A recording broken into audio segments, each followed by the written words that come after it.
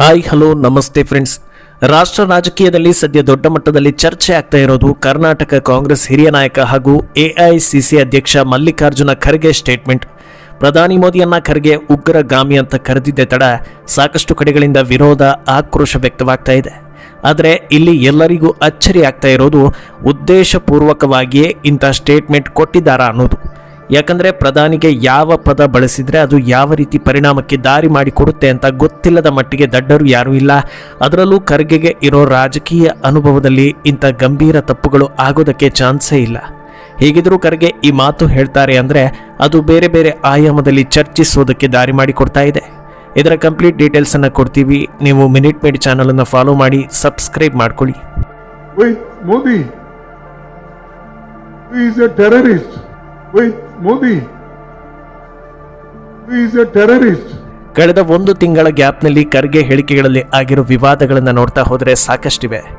ಗುಜರಾತ್ ಜನರನ್ನ ಮೂರ್ಖರು ಅಂತ ಹೇಳಿದ್ರು, ಆಮೇಲೆ ಕ್ಷಮೆ ಯಾಚಿಸಿದ್ರು. RSS ಅನ್ನ ಹಾವಿಗೆ ಹೋಲಿಸಿದ್ರು, ಕೊಲ್ಲಬೇಕು ಅಂತ ಹೇಳಿ ವಿವಾದ ಮಾಡಿದ್ರು. ಈಗ ಪ್ರಧಾನಿ ಮೋದಿಯನ್ನ ಟೆರರಿಸ್ಟ್ ಅಂತ ಹೇಳೋವರೆಗೆ ಹೋಗಿದ್ದಾರೆ. ರಾಜಕೀಯಕ್ಕೆ ಬಂದ ಮೇಲೆ ಆರೋಪ ಪ್ರತ್ಯಾರೋಪಗಳು ಸಹಜವೇ, ಆದರೆ ಪದ ಬಳಕೆ ಮೇಲೆ ಗಮನ ಇಲ್ಲದೆ ಇದ್ರೆ ಅದು ವಿವಾದಕ್ಕೆ ದಾರಿ ಮಾಡಿಕೊಡುತ್ತೆ. ಖರ್ಗೆ ಪ್ರಧಾನಿ ಮೋದಿಯನ್ನ ಕೆಲ ವರ್ಷಗಳ ಹಿಂದೆ ವಿಷ ಸರ್ಪಕ್ಕೆ ಹೋಲಿಸಿದಾಗಲೇ ದೊಡ್ಡ ಕಾಂಟ್ರವರ್ಸಿ ಆಗಿತ್ತು.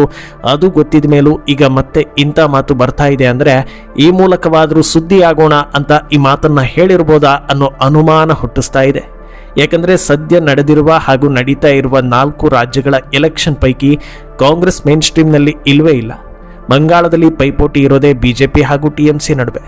ಅಸ್ಸಾಂನಲ್ಲಿ ಪ್ರಮುಖ ಎದುರಾಳಿ ಕಾಂಗ್ರೆಸ್ ಆದರೂ ಅಲ್ಲಿನ ರಿಸಲ್ಟ್ ಒನ್ ಸೈಡೆಡ್ ಆಗಿರ್ಬೋದು ಅನ್ನೋ ಊಹೆ ಇದೆ. ತಮಿಳುನಾಡಿನತ್ತ ಹೋದರೆ ಅಲ್ಲಿ DMK ಜೊತೆಗೆ ಮೈತ್ರಿ ಮಾಡಿಕೊಂಡಿದ್ದಾರೆ, ಹೆಚ್ಚಿನ ಸ್ಕೋಪ್ ಇಲ್ಲ.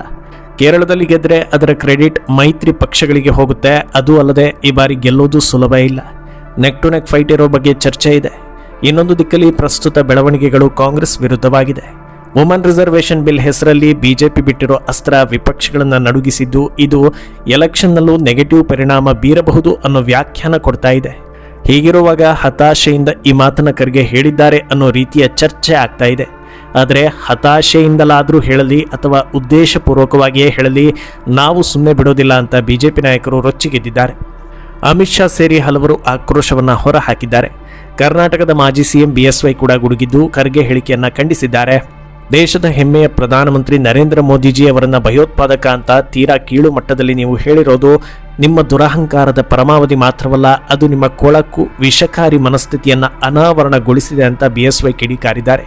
ಈ ಸಂಬಂಧ ತಮ್ಮ X ಖಾತೆಯಲ್ಲಿ ಬರ್ಕೊಂಡಿರೋ ಅವರು, ಹೆಮ್ಮೆಯ ಪ್ರಧಾನಿ ಶ್ರೀ ನರೇಂದ್ರ ಮೋದಿಜಿ ಅವರ ನಾಯಕತ್ವದ ಮೇಲೆ ಅಚಲ ವಿಶ್ವಾಸವಿಟ್ಟು ಭಾರತದ ಜನತೆ ಸತತ 3ನೇ ಬಾರಿಗೆ ಅವರನ್ನ ಪ್ರಧಾನಿ ಪೀಠದಲ್ಲಿ ಕೂರಿಸಿದೆ.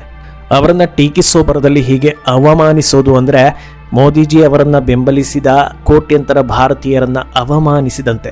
ಕಾಂಗ್ರೆಸ್ ನಾಯಕರಿಗೆ ಇಂಥ ದುರ್ವರ್ತನೆ ಅಭ್ಯಾಸವಾಗಿಬಿಟ್ಟಿದೆ. ಚುನಾವಣೆ ಬಂದಾಗಲೆಲ್ಲ ಇಂಥ ಕೀಳು ಮಟ್ಟದ ಹೇಳಿಕೆಗಳನ್ನು ನೀಡುತ್ತಲೇ ಬಂದಿದ್ದು ಜನರು ನಿಮಗೆ ಪಾಠ ಕಲಿಸ್ತಾನೆ ಬಂದಿದ್ದಾರೆ. ಆದರೂ ತಿದ್ದಿಕೊಳ್ಳದ ನಿಮ್ಮ ವರ್ತನೆ ನಿಮ್ಮ ಅಹಂಕಾರಕ್ಕೆ ಕನ್ನಡಿ ಹಿಡಿದಿದೆ ಅಂತ ಕಿಡಿಕಾರಿದ್ದಾರೆ. ನರೇಂದ್ರ ಮೋದಿ ಅವರು ಅಪ್ರತಿಮ ಜಾಗತಿಕ ನಾಯಕ ಅಂತ ವಿಶ್ವದ ಹಲವಾರು ದೇಶಗಳ ನೇತಾರರು ಕೊಂಡಾಡಿದ್ದಾರೆ. ವಿಶ್ವದ 26ಕ್ಕೂ ಅಧಿಕ ರಾಷ್ಟ್ರಗಳು ತಮ್ಮ ದೇಶದ ಅತ್ಯುನ್ನತ ನಾಗರಿಕ ಪ್ರಶಸ್ತಿಗಳನ್ನು ನೀಡಿ ಮೋದಿಜಿ ಅವರ ನಾಯಕತ್ವವನ್ನು ಗೌರವಿಸಿದೆ. ಇಡೀ ಜಗತ್ತೇ ಭಾರತದತ್ತ ಹೆಮ್ಮೆಯಿಂದ ನೋಡ್ತಾ ಇರುವಾಗ ಕೇವಲ ನಿಮ್ಮ ರಾಜಕೀಯ ವೈಷಮ್ಯಕ್ಕಾಗಿ ದೇಶದ ಪ್ರಧಾನಮಂತ್ರಿಗಳ ಬಗ್ಗೆ ಇಷ್ಟು ಕೀಳುಮಟ್ಟದ ಶಬ್ದಗಳನ್ನು ಬಳಸೋದು ನಿಮ್ಮ ಕೀಳು ಮನಸ್ಥಿತಿಯನ್ನು ಮತ್ತು ನಿಮ್ಮ ರಾಜಕೀಯ ಹತಾಶೆಯನ್ನು ಸಾಬೀತುಪಡಿಸ್ತಾ ಇದೆ.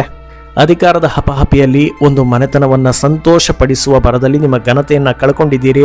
ಹಿರಿಯರಾದ ನಿಮ್ಮಿಂದ ಇಂಥ ಬೇಜವಾಬ್ದಾರಿ ಹೇಳಿಕೆಗಳನ್ನು ನಾಡಿನ ಜನತೆ ಎಂದೂ ಕ್ಷಮಿಸೋದಿಲ್ಲ.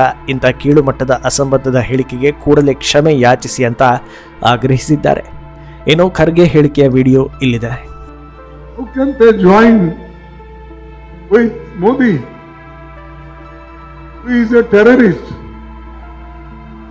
And he won't believe in equality. His party won't believe in equality and justice. And these people are joining with them. It means that they are weakening democracy. They are weakening the philosophy of Annadurai, Kamaraj, Periyar and Kalingar and Baba Saheb Ambedkar. The Congress DMK Alliance will continue to deliver welfare, inclusive growth, quality education, and accessible health care.